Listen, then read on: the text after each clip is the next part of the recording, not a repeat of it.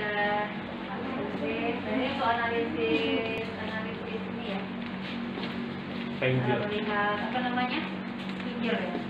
Jadi lihat kalau masih bahan alam mau dilihat apa? Gugus fungsinya ya. Di ATR ya bisa. Gugus fungsi seperti kayak OH, CH kayak gitu. Nampak dia keluarannya bentuknya kayak grafik kayak gitu, ada puncak-puncaknya. Jadi kalau misalnya dia senyawanya misalnya tanamannya sama, kemudian misalnya pelarutnya beda, mungkin bisa beda ya gugus fungsi yang terdapat di dalam dua ini kan, dua sampel tersebut. Dilihatnya di sini, di sini empat sampelnya di sini. Ini nanti diletakkan. Sini nanti dia ditembak, keluar getaran. Jadi getaran gugus fungsi itu digetarkan, gitu. Nah getarannya itu nanti akan menjadi kayak sidik jari. Kalau bahasa Indonesianya ya sidik jari gitu ya. Sidik jari kita beda-beda, gitu ya. Nah dari sidik jari itu menggambarkan oh ini gugusnya CH, oh ini OH kayak gitu. Nah untuk menjadi gitu. Nah, ini ya yang tadi ya. Infrared ya. Kemudian ini di belakang ada HPLC. Mana HPLC? Kalau HPLC ini apa namanya, kromatografi cahaya kinesia tinggi ya. Jadi ini digunakan untuk analisis juga sama seperti FTE, cuma ini dia sampelnya dimasukkan di sini, mana sampelnya ya? Di selangnya ya, diinjeksi di atas itu ya. Ini yang sedang tidak digunakan, jadi apa? Tidak terpasang dengan rapi. Nah, ini ada komputernya, kemudian ini kolomnya di sini ya. Kemudian tempat bulatnya ya. Taruh filenya. Taruh sampelnya. Jadi HPLC itu dia kromatografi yang ya, pemisahannya. Pemisahannya berdasarkan dari polaritas antara fase diam dengan fase geraknya. Ya, ada namanya ya, fase diam ini contohnya kayak gini. Ilustrasinya dunia nyatanya kayak gini. Kalau teman-teman saya taruh di Masjid Jami kayak gitu ya. Terus saya tunggu di Simpang 5. Kira-kira mungkin datang sampai ke Simpang 5 beda-beda. Kenapa beda-beda? Karena ada yang satu sukanya liatin baju, jadi dia lebih lama dia berhentinya, gitu ya.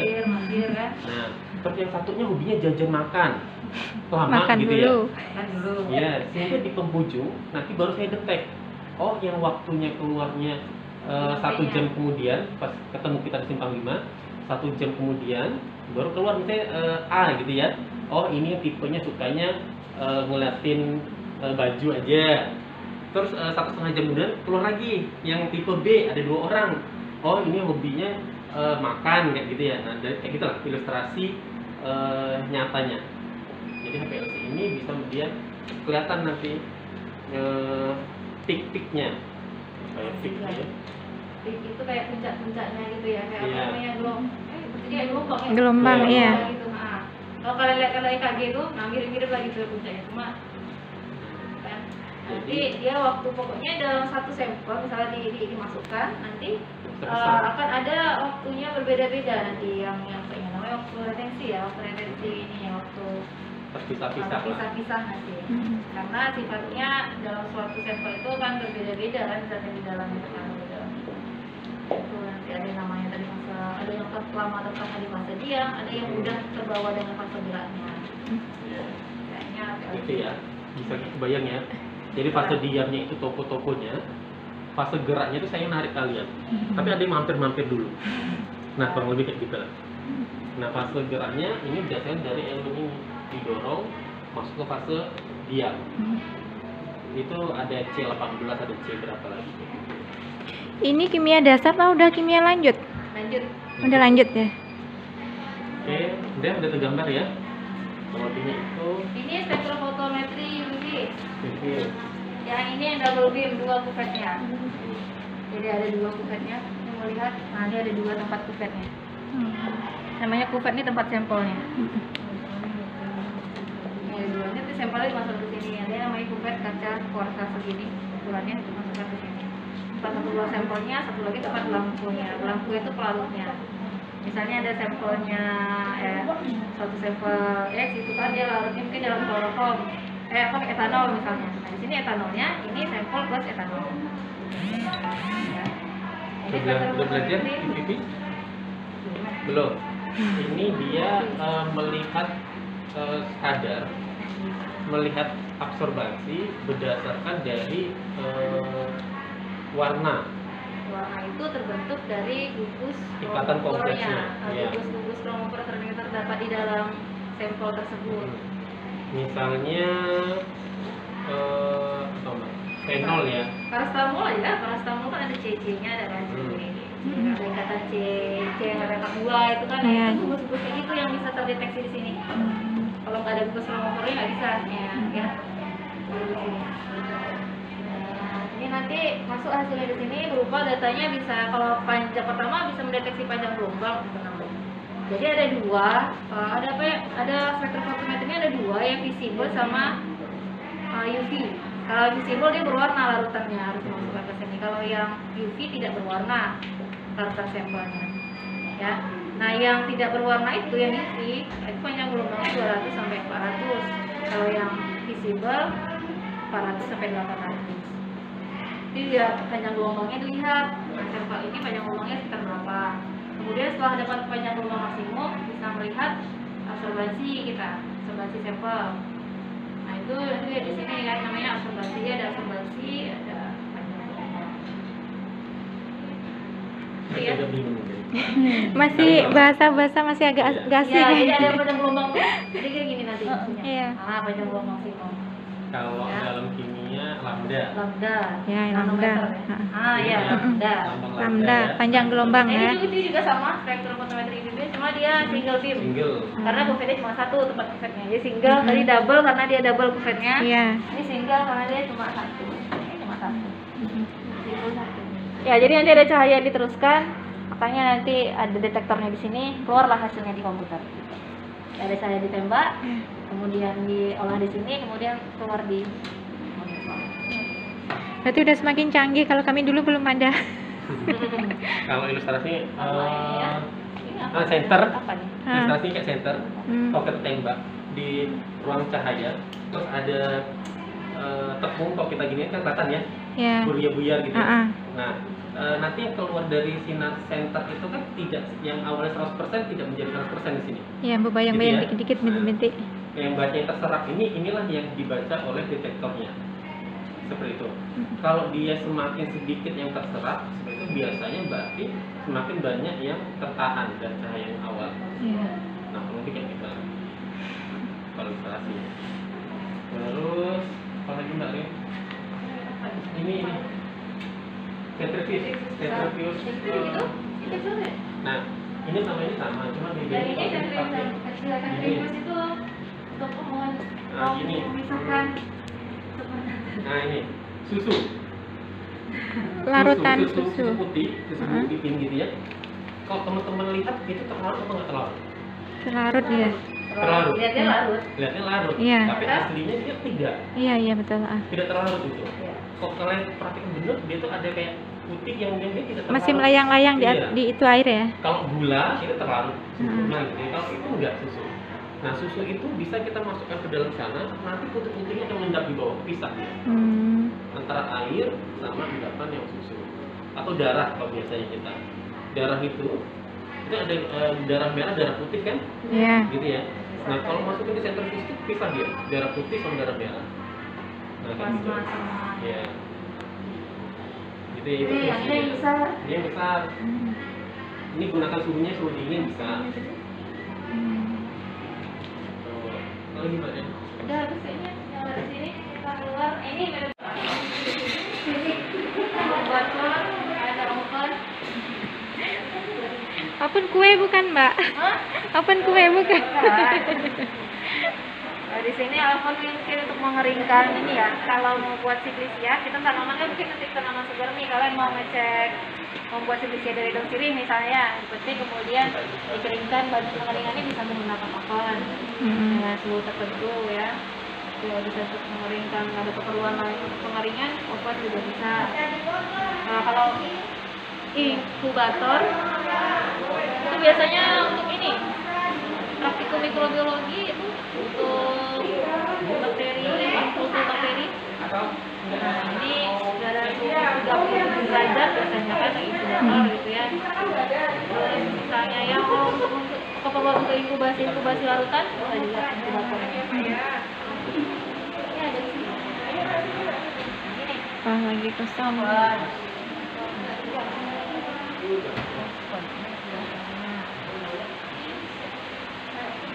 Oh kalau yang semua bedanya ini kan suhunya inkubator kan nggak sampai 100 derajat.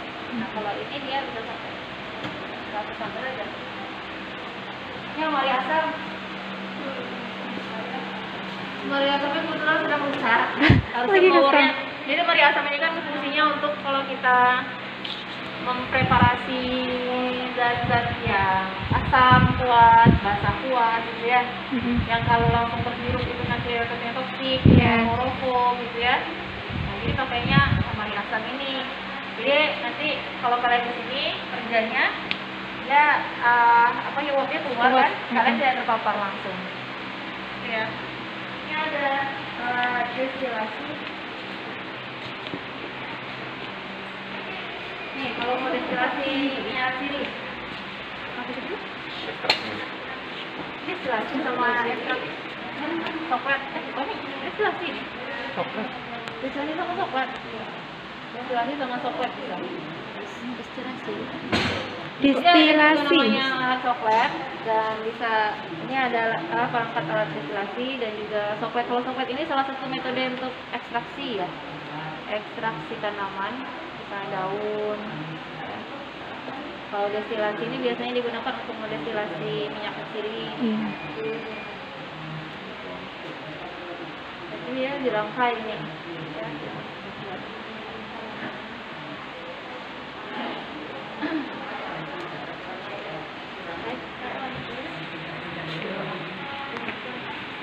Ayo.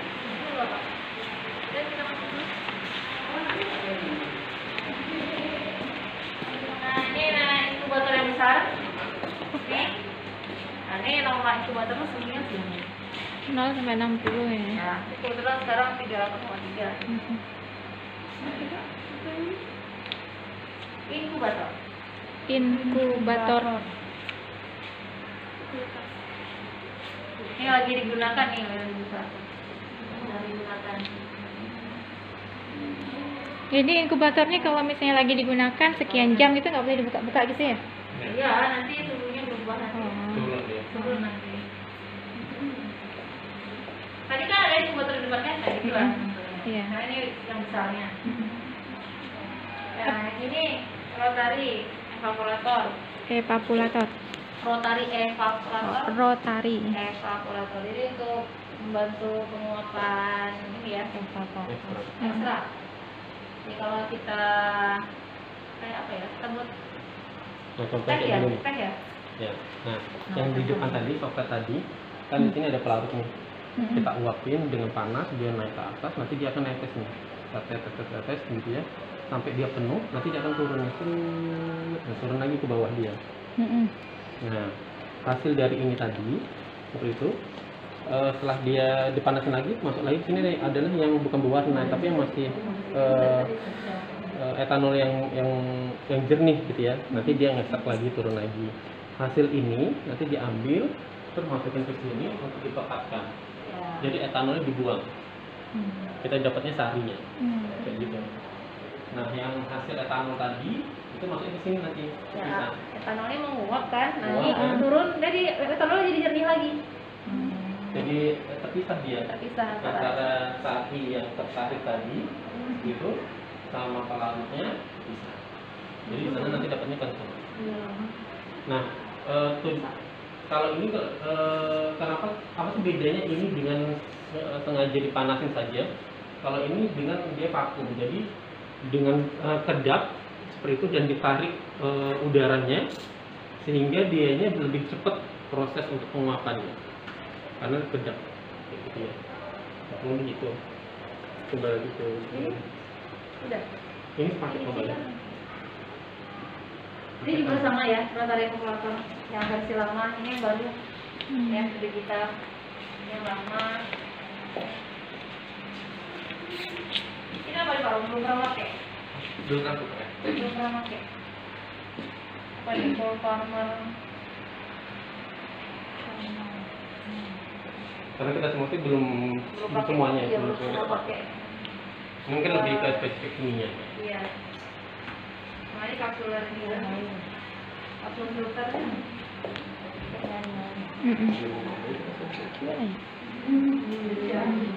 Gimana? Kalau ini kayak penyaringan air bisa digunakan untuk menyaringkan air ya? Air ya. Ah. Menyaring air kayak apa ya, memurnikan air. Ini kan isinya apa namanya kayak purit itu. Ini kayak ada arang aktif itu. Arang-arang tuh. Racun, kayak apa? Mineral-mineral yang terkandung kalau apa menjernihkan air, kita menjernihkan air. Nah, apa? Purit itu. Purit. Ini waterbat cuma udah lamanya. Ini waterbat ini. Ini isinya air nih, isi air. Gunanya untuk apa, Mbak? Karena pemanasan kalau jadi kalau di farmasi itu untuk saat praktikum ini ya, formulasi ya, kalau mau mengencerkan, melelehkan bahan gitu kan. Sini taruh di atas calon penguap, di atasnya, jadi di bawahnya ada air kan, jadi tidak langsung kena api kan, jadi dari air Kayak melelehkan coklat. iya, melelehkan coklat. Iya. Tapi kan tadi mau tak bilang lilin gitu, apa ya ilustrasinya ya? Kalau ini tahu ya vaselin yang sering dipakai tuh yang di bibir kan, nah itu vaselin kayak gitu kan, nah dilelehkan di sini. Kalau mau buat krim ya, kan ada pemanasannya dulu, ya kalau buran zat gitu. Kalau kita tuh obat yang ada, kalau anak demam, yang anak kecil demam terus dikasih obat suppositoria. Ada iklannya gitu ya. Yang dimasukkan dari bawah? Dari dubur. Dari dubur. Nah itu kan. Oh, mikrolak kayak mikrolak itu ya? Suami mikrolak yang dulkolaknya. Oh, dulkolak. Kan? Ya bentuknya kayak Ya kayak lilin peluru. Nah itu buat itu kan kayak gitu, pakai zat-zat yang dilemburkan juga tuh. Nah basisnya tadi dileleh di sini. Ya. Harusnya dicetak. Ini juga ya sama ya? Inkubator. Inkubator juga. Juga inkubator. Yang lama. Ada ini tipis yang lama. Dia di depan ini ada dia. Iya. Depan. Ini paling ini terakhir. Autopak. Presto. Umi itu mana? Keluar. Autopak. Ada tekanan. Yang di atas turun ke bawah.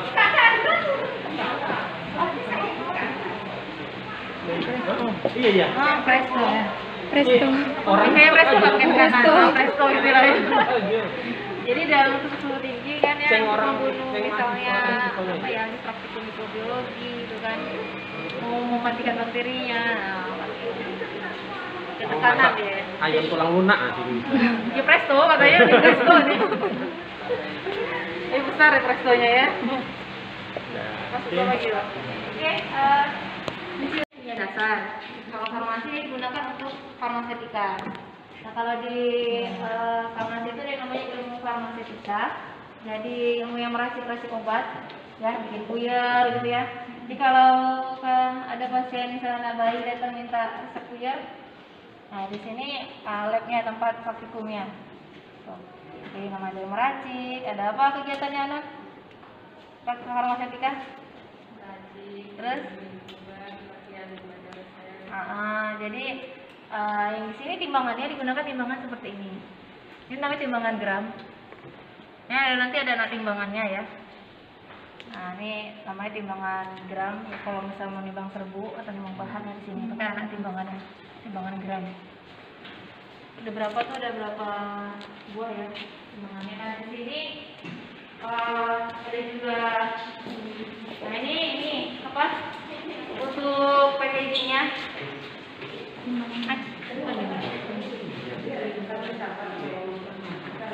Bukan ini nggak dipakai yang ini timbangan shaker itu. Yang ini timbangan ini miligram. Yang tadi kan gram, ini miligram. Untuk nimbang di bawah 50 miligram tuh di sini.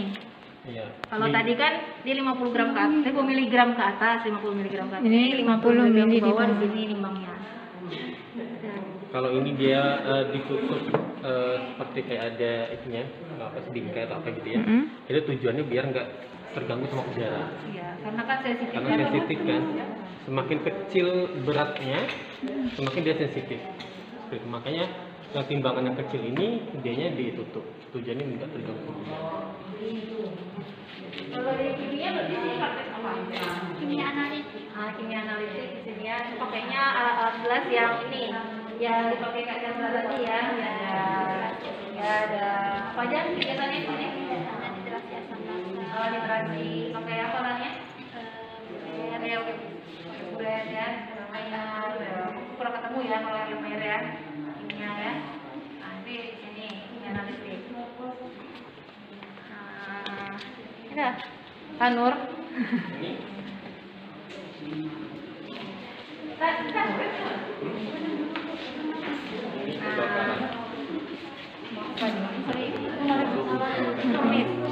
Oh ini. Tulis di kadar abu ya. Ini pemanasan di sini ya. Apa namanya tuh? Apa Anissa sering pakai ini? Apa namanya? Sebutannya? Oh belum, oke. Ini jadi di dalam ekstrak itu kan kalau kita bakar lama nanti kan jadi abu ya. Gitu ya. Nah, di sini dia bisa pemanasan dari 30 sampai 3000 derajat Celcius. Seperti itu. Jadi pengabuan bisa dilakukan di sini. Kita masukkan, nanti di sini panas, seperti itu nanti sebentar jadi abu kayak gitu ya. Sehingga kita tahu ekstrak itu kadar abunya ada berapa persen dari ekstrak. Ya, jadi intinya ini adalah pemanasan yang dimana suhunya ekstrim bisa sampai dengan 3000 derajat Celcius. Gitu ya. Jadi panas banget saya. Itu zat padat atau cair yang kita masukkan? Bisa dalam bentuk ekstrak yang kental gitu bisa. Jadi dipanasin gitu. Nanti jadi deh dia dalam bentuk abu. Ya. Itu yang kayak apa ini? Ini apa Mbak Rin? Lupa aku Mbak Rin. Desikator. Desikator. Untuk apa? Kelembaban ya, ya kan? Menyerap zat air, untuk menyerap zat airnya itu kan dari bawah itu tuh, nah itu harus diganti juga, udah nggak aktif lagi ya silikanya. Jadi ini namanya desikator untuk menyerap menyerap air dari bahan yang kita. Jadi bendanya dimasukkan satu ya? Di sini, di dalam sini. Ditaruh di atas. Iya. Apa lagi masuk lagi? Bisa. Ini Ini ruang preparasi persiapan. Ada ini, ada gelas di sini. Iya, Ada laboran. Pokoknya di sini. Buret di sini.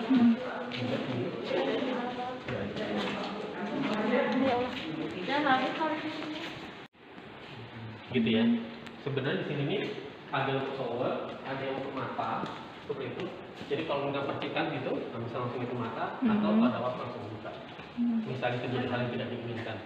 Jadi jangan dibayangkan, oh di lab itu boleh mandi. Intinya bukan mandi. Jadi pertolongan pertama apabila terjadi hal yang tidak diinginkan. Kena asam kuat. Atau lain-lainnya langsung mandi. Begitu. Atau mau yang di bawah tadi udah dari sini juga Mbak ya? Aku mau satu kali. Satukan aja Pak. Satu kali aja kan juga. Kan bisa. Karena dipisah-pisah dari kali-kali kelompok. Oke, silakan Silakan ada ini lagi, ada sedikit pertunjukan lagi. Oke, duduklah dulu, nggak apa-apa. Kita tengok. Ini namanya lab anorganik ya. Tadi ada organik di sana. Ya, selamat datang ini di lab anorganik. Ya kita kerjanya di material-material organik ya kalau di kimia. Kemudian yang sekarang di depan ini beberapa peralatan kecil sebenarnya. Tapi yang penting selain tadi instrumen sudah tuh ya. Iya Pak. Kalau instrumen itu kan ada pengukurannya gitu ya. Ini kan untuk preparasinya. Misalnya yang di sini ini tanur atau kalau bahasa Inggrisnya furnace. Suhu tinggi misalnya sampai 900 derajat Celcius, atau ada satu lagi. Jadi kalau ini untuk reaksi kimia dipakai suhu tinggi. Kemudian kalau yang di depan ini adalah ayakan. Jadi kenapa ayakan penting? Jadi di rumah mungkin punya saringan ya? Punya. Nah, rumah punya saringan. Nah, kita juga di lab itu mainan saringan. Nah, ini kan ada saringan nih. Contohnya ini, kemudian saringan ini berbagai macam ukuran ya. Jadi ada yang berbeda nanti ukuran yang akan diperoleh. Nah, sama dengan di sini. Nah, biasanya kalau mahasiswa diajarinya manual gitu ya. Manual saja, ngayak itu ya biasanya. Mendapat ukuran berapa mes, misalnya di sini ada yang berapa mes ini?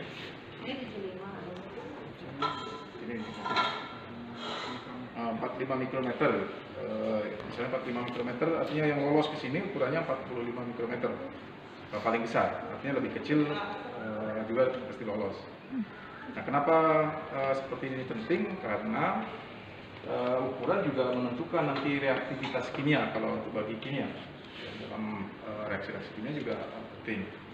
Nah, tapi kadang-kadang ada yang ngayak ini agak susah gitu ya, maka kemudian dibantu dengan mesin ayakan. Misalnya ini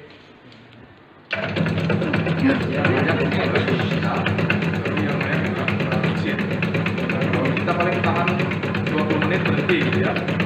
Kalau ini ya berapa jam?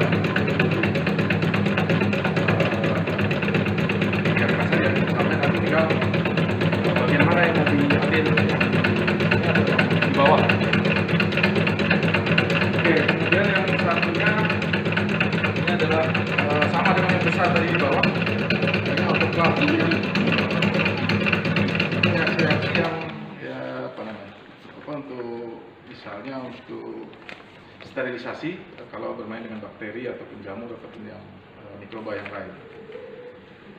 Ya, kemudian mungkin ini yang belum pernah dengar, ini namanya ultrasonik. Jadi kadang-kadang reaksi kimia itu tidak pakai pengadukan, tapi dia harus dibantu dengan ultrasonik. Nah, ultrasonik ini yang juga walaupun kecil barangnya, tapi juga lumayan mahal. Reparasinya juga kalau kemarin ini sempat rusak, reparasinya juga cukup mahal. Apa namanya? Mungkin pernah mendengar istilah ultrasonik di binatang apa? Fisika. Enggak, maksudnya ada binatang yang juga dia memanfaatkan Kelelawar. kelelawar ya.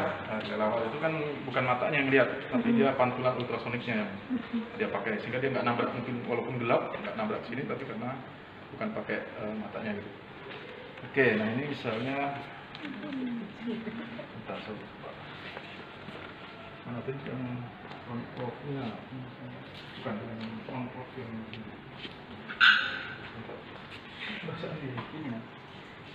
oh ya, oke. Nah, misalnya kalau ada reaksi kimia yang mau di sini, tinggal nah, jadi apa namanya, reaksinya dibantu dengan getaran ultrasonik. Nah, ini kalau bagi sebagian nggak enak ke rasa gitu ya, apalagi kalau sambil megang di sini. Jadi nggak enak ke kita, ya tergantung orangnya. Ada yang sama megang tepung itu kan ada yang nggak enak ya. Nah, kemudian reaksi kimia biasanya dilakukan di hot lab kalau dia menggunakan pemanas sambil diaduk. Ya. Nah, ini namanya magnetic stirrer.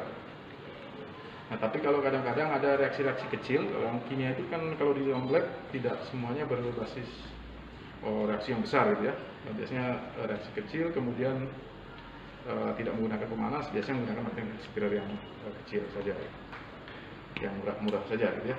Itu yang biasa dipakai. Nah, juga orang anorganik pun kadang-kadang mengamati permukaan yang menggunakan mikroskop. Kita juga pakai mikroskop gitu. Jadi bukan hanya orang biologi yang menggunakan mikroskop. Memeriksa permukaan, misalnya besi kita berkarat atau tidak, karatnya bentuknya seperti apa, kita bisa pakai mikroskop. Ya, kalau ini sebagian ada di sini ada lab preparasi, kemudian nanti analisisnya di bawah menggunakan spektrofotometer tipis, HPLC atau AS, atau yang lainnya. Atau kalau yang tidak ada alatnya di sini, kita kirim ke institusi lain. Nah, itu mudah-mudahan ini bisa menarik perhatian baik yang mau ke kimia maupun ke farmasi. Ya. Karena farmasi itu kan sebenarnya juga adalah kimia untuk kesehatan sebenarnya. karena yang diinginkan juga bahan kimia, tapi untuk kebutuhan kesehatan. Oke, ada pertanyaan? Itu Pak, busi itu untuk apa itu? Yang kayak gentong di atas. Oke, itu sebenarnya itu untuk air, apa namanya, untuk air suling, tapi ini sudah tidak beroperasi, ya, sudah lama sekali tidak beroperasi. Ya, sehingga kita sekarang air suling beli, gitu, jadi ya solusinya kita beli saja dari apa namanya, perusahaan, bikin aja di lab. Oke, mudah-mudahan ada yang bertanya dari semuanya. Nggak usah malu-malu. Ayo, nggak usah ragu-ragu karena kan pengen belajar ya. Yang menjadi apa namanya, kan nambah wawasan, nanti cerita ke orang tuanya mau di sini informasi atau di Iya. lab yang lain.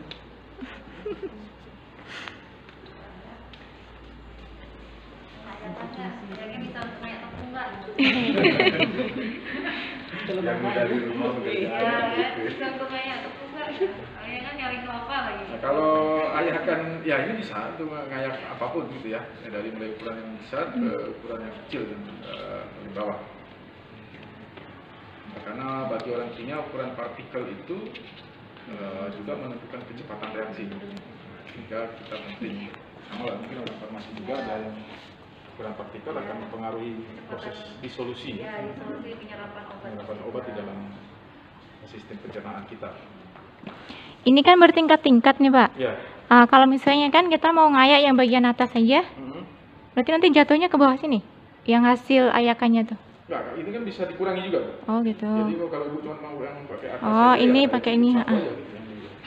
Tapi kan kunci ini bisa dibuka. Iya, Mau iya. berapa? Bahkan mau ditambah lagi yang ukurannya lebih besar lagi di sini pun bisa. Oh gitu. Ya, atau dia hanya 2 buah ke bawah saja.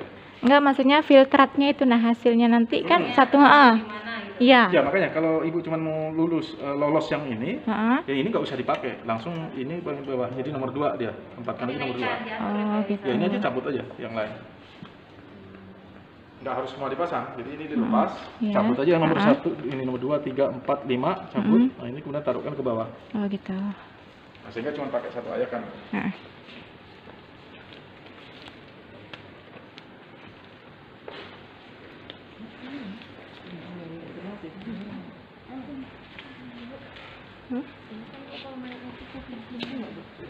Pakai suhu. Itu dipanaskan panas. Kalau ini nggak pakai suhu, kalau ngayak ya. Dia sekedar manual ngayak gitu aja ya. Karena kan kadang-kadang ada yang ngayak itu nggak bisa dalam waktu singkat. Sementara tenaga kita nggak mungkin nih ngayak terus gitu ya. Iya. Kayak kemudian sebenarnya kan teknologi diciptakan karena Keterbatasan manusia. gitu ya. Sambil menutupi kemalasan kita kan. Malas jalan kaki ciptakan sepeda ya. Iya. Jadi kemalasan itu juga menciptakan inovasi gitu loh. Karena capek mengayuh sepeda, ciptakan mesin motor kan. Mesin motor cuma bisa berdua, pingin ada mobil. Pingin bawa satu kampung pakai kereta api kan gitu. Jadi sebenarnya inovasi itu dimulai dari kesulitan hidup sebenarnya kan, banyaknya kan kayak gitu. Karena kita kekurangan ini, maka kita buat yang ini.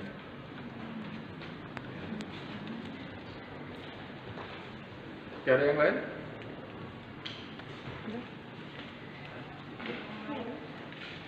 Tanya apa lagi yuk? Ada lagi? Ya, mudah-mudahan dapat gambaran yang begini yang di unit. Bisa saja nanti yang Anda bandingkan kemudian itu menjadi apa namanya ya. Ini kan sedang mengumpulkan wawasan ya, kan Iya. mau senam PTN, mau SBMPTN, dan SNMPTN. Udah lagi tuh, gelombang berikutnya datang mau lagi.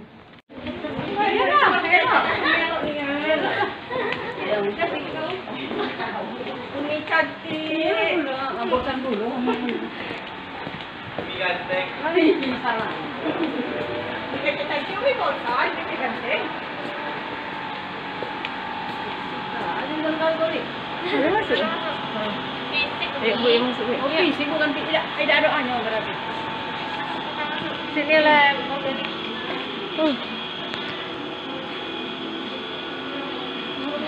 lagi ada yang penelitian. Maskernya dipakai biar nggak bau ininya, bau asam.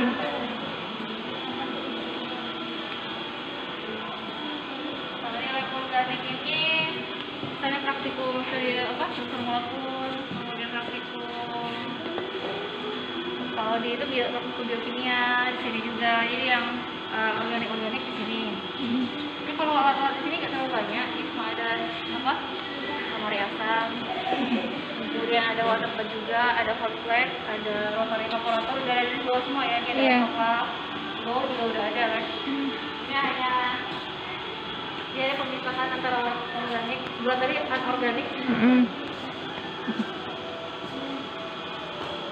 Ini timbangan tadi ya. Timbangan analisis. Water.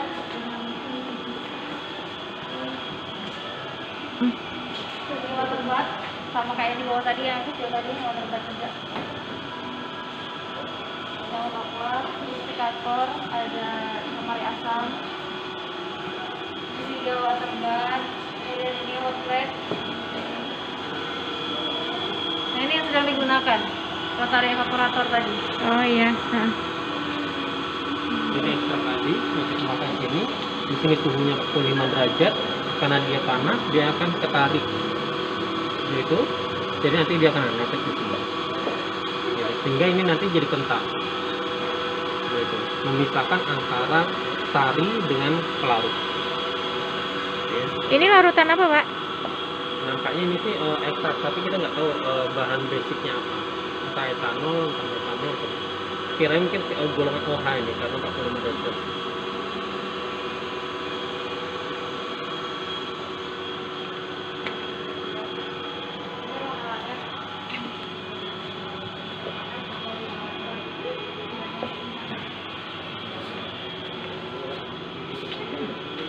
Ini ruangan ini ya, jadi ada namanya itu LAF yang di dalam itu kita nggak boleh masuk itu pada steril untuk apa? LAF itu laminal airflow, jadi arah aliran udaranya satu arah, jadi nggak akan ke arah kita. Jadi kalau misalnya mau kayak reparasi untuk mikrobiologi ya, kemudian untuk zat yang toksik ya, jadi di LAF ini ada lampu UV-nya juga di dalam karena dia ya, ada di tengah analitik juga.